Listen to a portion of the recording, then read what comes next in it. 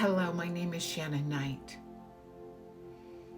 It's October 15th, 2021, and I am celebrating my 10th anniversary of being completely healed from stage 4 cancer. I get caught between feeling, I'll call it what it is, survivor's guilt, celebrating.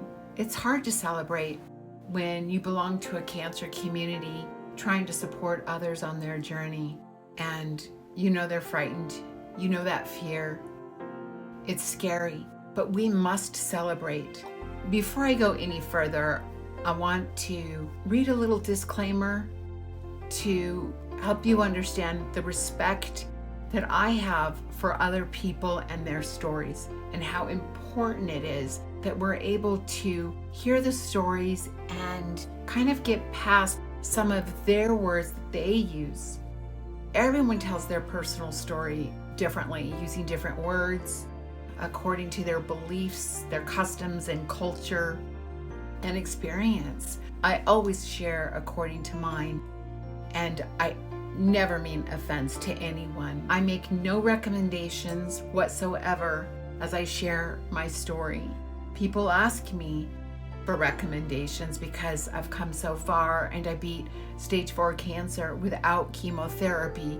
I have empathy because before I ever got my first diagnosis, I experienced it in my own family. My grandfather on my mother's side, my uncle on my mom's side, my grandmother and my grandfather on my father's side, his sister, my Aunt Jeannie, and so many other loved ones, over 20 now, that have gone through the experience of cancer.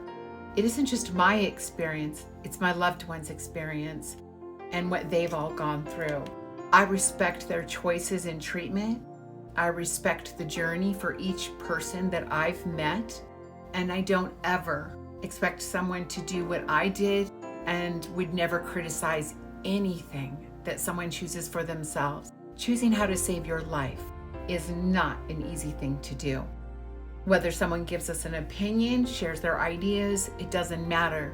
That's on us.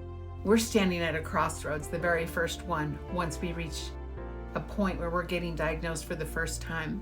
We have to look at all the different road signs and figure out which path to choose. My journey began July 19th, my brother's birthday, 2006. I was diagnosed with stage 3 breast cancer. It was 95% ER positive, 95% progesterone positive, and HER2 negative. Getting a diagnosis, no one is ever prepared for it. I will never forget the day that I was diagnosed. I remember sitting in my oncologist's office. I was sitting at a big cherry wood desk with a Kleenex box right in front of me, and the nurse had given me a water bottle.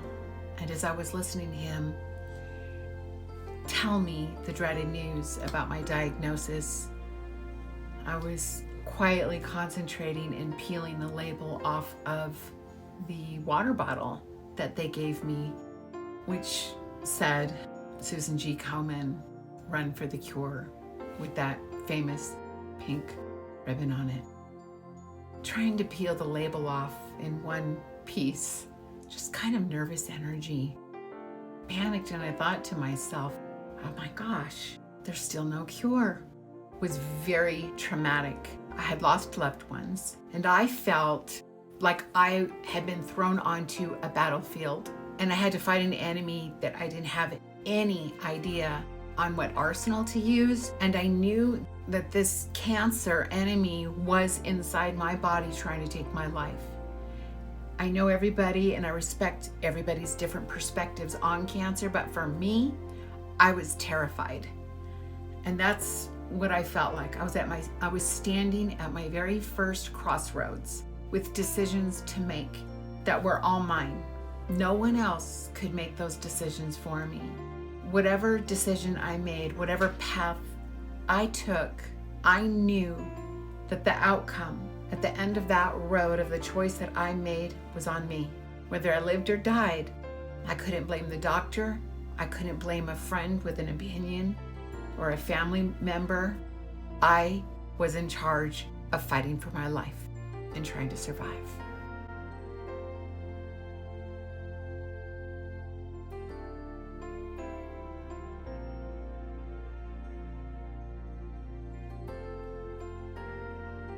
When you're told you've only got 3 to 12 months to live, it does something to you.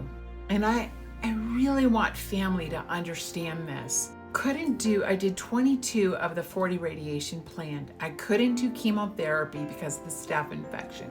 I had gone to an infectious disease doctor and I was on IV antibiotics. It is important for family to recognize that if a loved one does not want to do chemo or can't do chemo, you've got to be supportive of them. If insurance covered the treatments that saved my life at CMN Hospital, the recommendation and opinions coming from loved ones would be to do the least aggressive treatments first. But because insurance doesn't cover the treatments that saved my life, I've experienced stories where family and friends do not support their loved ones when they're trying to raise money. And that's an emotional, traumatic experience to go through. Can you imagine being told you've got 3 to 12 months to live? You can't do chemo anyway. You've done radiation. It's in all lobes of my lungs and my bones. Can you imagine what it might be like to not have loved ones support you on your fight for your life? You're at a crossroads where you can either give up and die or you can continue to fight. I had a fighting spirit. I didn't want to give up, so my friends and I had to raise money.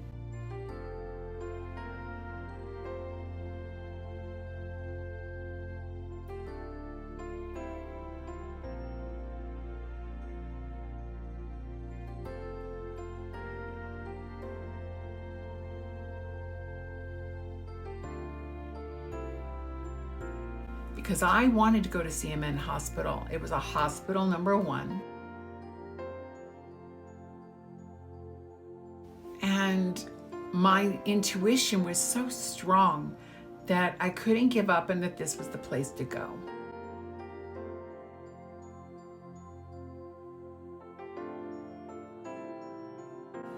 When you've got no other choice but this road or that road, one is to lay down and give up and die, and the other one is to go to Mexico to a hospital that people won't support because it's not covered under my medical insurance. You have to understand that that is ignorant.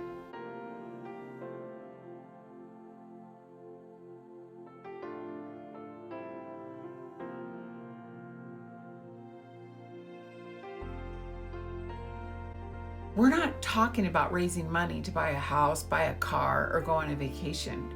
We're talking about getting family support and friends to help you fight for your life, and nobody knows the outcome.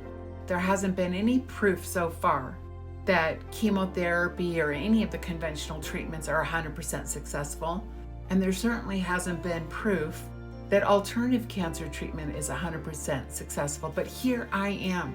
I'm a 10-year survivor. I never got cancer again once I went to CMN Hospital. I was treated February. We finally raised the money, February of 2011. And by October 15th, 2011, I had a clear PET scan.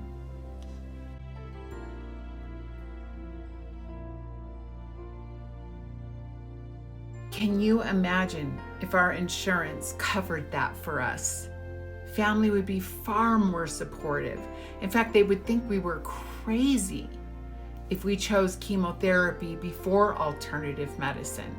I believe without a shadow of a doubt that if my loved ones, if my family had been given an opportunity, no promise of success with alternative or conventional, but if insurance covered it, I believe that every single family member of mine would have chosen the healthier approach first.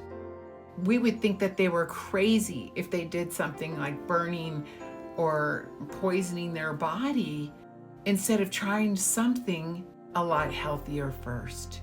I think it's fair to say that, and that everybody would agree with me. I know that everybody would agree with me.